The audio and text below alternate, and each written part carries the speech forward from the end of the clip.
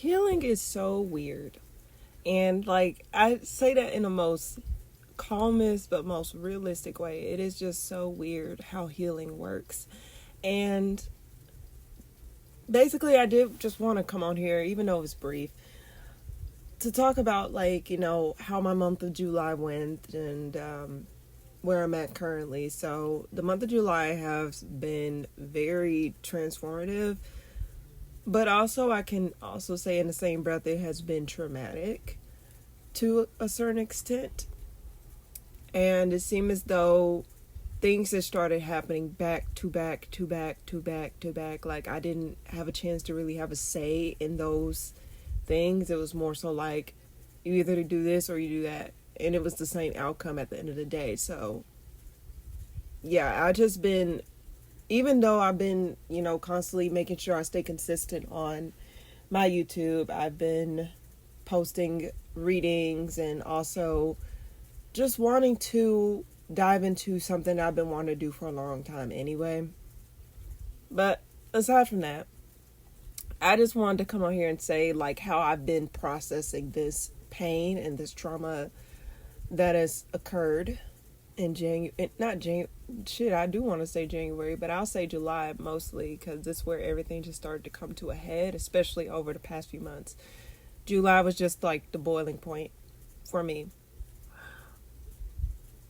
In my previous episode, I did mention how I felt as though I was being called out of my current environment, meaning that like where I was working was no longer gonna be, like it seemed as though that was gonna be swept out of my path. Well, July, it seems as though that thought process, or that, I guess you can say that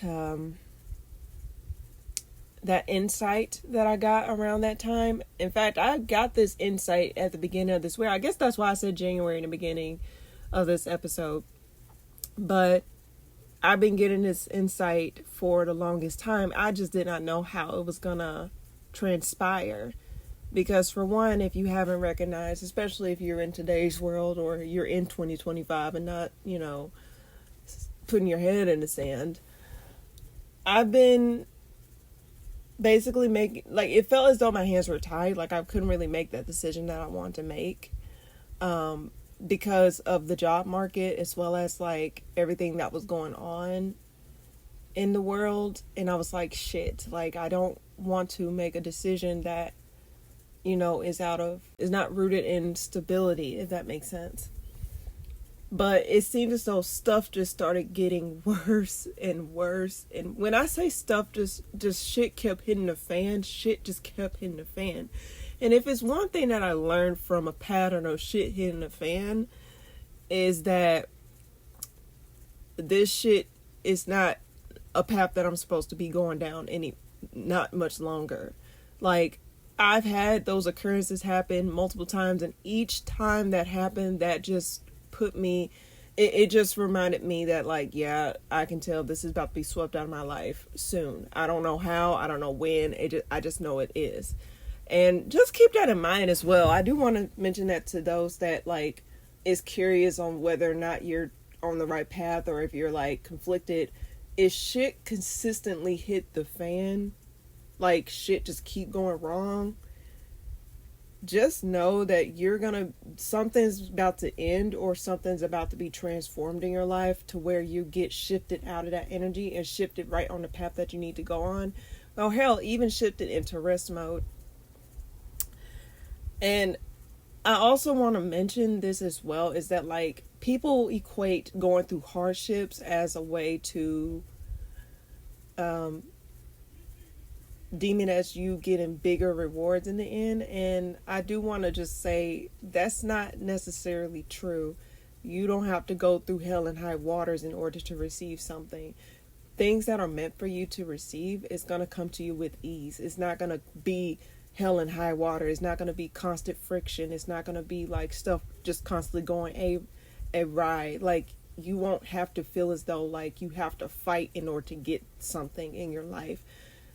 It will come to you so easily, so smoothly. Like everything would just go smoothly. It would just feel like everything was just like meant to be, written in stone. So I do want to just say that to those that think that you have to go through hell and high waters in order to receive something. That's not the case. That is definitely not the case. In fact, I encourage you to reflect on those moments where, when you receive something that you really wanted, and reflect on those moments reflect on those moments of where, like, you did not necessarily, like, shit was just constantly going awry and it wasn't really what you wanted, but it was like you was forcing yourself to stick with it. Like, compare those moments and try to figure out what patterns the universe, God, the angels, whatever you believe in, will send you in order to make you recognize that, okay, I need to shift my focus, or I need to shift lanes at this time. But anywho, I did have this feeling that let me just rewind it just to give a brief context. I knew deep down I was not going to be where I was for a long period of time. But it felt as though like I was being encouraged to set down roots there. But I did not want to sacrifice my freedom to set roots there because I felt as though that was not the place that I was supposed to be at. Even though, for one, I was a good worker, and on top of that, you get pension, retirement. You retire in 25, no, not 25. Well, if you're tier 1 or tier 2, I was tier 2. You retire in 30 years and you get a consistent check coming through the mail, da da da da da da da. And, in today's world, which was also a bargaining chip, not a lot of places is offering retirement, especially in this day and age. Some people are offering 401k, but pension is considered the best thing you can get in general. But you just got to dedicate a bunch of time and, a percentage of your check get drafted into whatever retirement system it is. And then either your employer match it and then go from there. But in any case, I was doing good at this particular job. It wasn't like the job was hard. It was pretty much easy. It was basically like I can do things with my eyes closed at that job. It was not something that was hard. And in the beginning, I did get along with my coworkers, at least I thought I did. And I did briefly touch on that in my previous episode that I posted here on YouTube last Wednesday. But shit just started, like, when I was offered the opportunity to become full-time for the first time, like, I was offered this, I believe, a total of 2 times or whatever. I rejected it. I just turned it down because in the beginning I was just now getting my foot back into the employment world.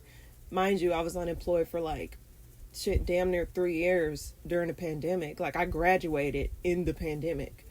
So everything was just out of my control at that point. So to make a long story short, I was just like, no, I'll stay part-time. I still get to keep my hours. I get off at a certain time and I get to feel comfortable in a routine versus pushing myself to be full-time just because. And then last year, I got reintroduced to the idea like, hey, do you want to become full-time? And I was like, okay, sure. Because, like, bills, like, stuff. I was like, I want to be able to afford things. I want to be able to, like, live my life and da da da da da da. Like, at least make more money. At least that was the bargaining chip for me in the beginning when it came down to full-time, as well as having insurance, because I was 26, and when you turn 26, especially in the United States, your insurance you're gonna be kicked out of your parents' insurance if you were part of your parents' insurance. So yeah, I was like, okay, those were my 2 bargaining chips. So ever since I had accepted, like, saying like, okay, yes, I will step into full-time, even though deep down, and like I said, keep in mind, deep down, I really did not feel as though that was somewhere I had to be. Like, I shouldn't have went full-time, but I was like, okay, let me do this because this is the most mature and smart thing to do. This was like something that I could build towards my future with. Tell me why, as soon as like I accepted the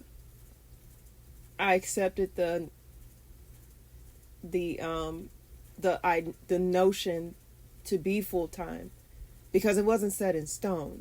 Mind you, this wasn't set in stone. I haven't even went through no process or whatever.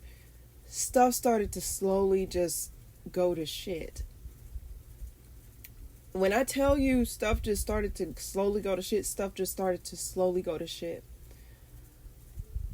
And I can go on and on about what happened between that period and, what happened in July. But it seems as though, like, stuff just started to go wrong. And it started to get to a horrible point, especially in February. That was the turning point for me in terms of me seeing myself at that job long term. Like, I was like, no, I don't see myself long term. Mind you, I was not even cemented as a full-timer yet. I was facing delays. I was facing confusion, like not understanding, and lies in regards to my position because, in the beginning, like I said, I thought it was one thing and it turned out to be a completely other thing. So in general, that full-time position was built off of like a faulty foundation. It wasn't built off of something that was reliable and solid for me to actually feel comfortable to stay there for a long period of time to even reap the rewards there. It just was basically built off a foundation that was bearing bad fruit. In any case, I had to heal from what has transpired in July. And the primary reason I'm making this episode is to tell you guys that healing has no label. Sweeping it under the rug or trying to correct your healing is not going to help you get to the other side of healing. Figure out what works for you in terms of healing. Figure out what ways you can channel that pain into something that will help you to move on and let it go properly versus just sweeping it under the rug. I also want to add that don't allow yourself to invalidate your feelings or invalidate your experiences, especially if other people invalidate your experiences or your feelings. It's easy for someone from the outside looking in to give a perspective on something that they weren't necessarily involved in. And I guess that's why people say sometimes you do need that stable viewpoint of another person, especially someone that from the outside looking in, especially if you're trying to get something that is fairly reviewed. But a lot of people, especially this day and age, I'm not going to say all people, but because they don't understand the depth or they don't understand exactly what you went through or exactly how you're feeling or don't necessarily know how to process their feelings, sometimes they can tend to, especially if they have a tendency to invalidate their own experiences and their own feelings, in return, you can't expect them to validate or to really understand. You are the only person that is living that experience, and you are the only person that are feeling these feelings. And you have a right to acknowledge those feelings because guess what? If you don't acknowledge it, that's a matter of sweeping it under a rug. And those things are going to come up in different ways. It's not a matter of putting doom and gloom on something or like saying, I don't want to dwell. It's not a matter of dwelling either. I hate that word dwelling. It's not like you're dwelling on it either, especially if you're actively trying to get this out of your system or you're trying to figure out a way to heal or a way to get these things out of your system or a way to move on from that experience, especially if it was a very traumatic one at that. So I do want to come on here and say, don't fall victim to invalidating your experiences or your feelings because someone else did or because someone failed to understand your feelings. The person that you're telling this experiences to is only creating their own perspective of the experience that you're relaying to them. With that being said, their perspective may differ from your perspective in the situation. Now, some perspectives can help you to reevaluate a situation, especially if it's rooted in healthiness, like actually not rooted in criticism, but actually rooted in like constructiveness. You know what I mean? Like, okay, I see that, like, giving constructive criticism versus just like criticism or hypocritical criticism, if that makes sense. So it's mainly like some people can give you that perspective, but don't invalidate your own experiences just because of someone else's failure to understand properly. Unless you have that person that will actually see you, and I know I can understand how that can feel rare. But if you can also have that person you can talk to, for example, me, my sister is a person I can talk to for sure, and feel comfortable with talking to her about these things. So if you need to, find someone you can talk to, someone that's not going to invalidate your experiences right off the bat or invalidate your feelings right off the bat. Like I said, it's good and bad and everything. Like, there is a fine line between, like, figuring out what works for you and what doesn't work for you, and then going from there, moving accordingly. So that's all I really wanted to come on here and say. Even though this was like a whole jumble fuck or whatever the fuck. Anyway, I hope you enjoyed that little rambling, but yeah, thank you guys so much for tuning in, and I will talk to you guys next time.